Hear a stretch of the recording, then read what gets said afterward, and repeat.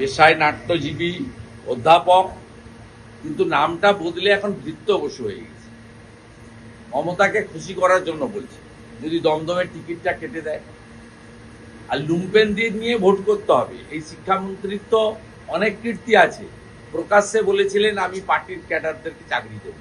হ্যাঁ, পার্টির ক্যাডারদের চাকরি দিন না।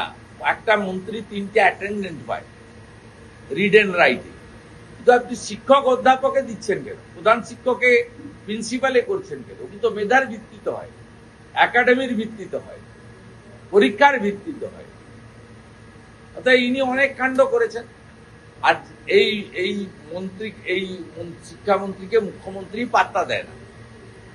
কবে স্কুল খুলবে, কবে স্কুল বন্ধ হবে, কবে গরমের ছুটি পড়বে, কবে বর্ষার ছুটি পড়বে, সেটাও এই শিক্ষামন্ত্রীর বলার অধিকার নেই। সবই পিসি বলে। অর্থাৎ সে শিক্ষামন্ত্রীকে তার মুখ্যমন্ত্রী পাত্তা দেয় না। সেই শিক্ষামন্ত্রী সম্পর্কে সময় খরচ না করাই ভালো।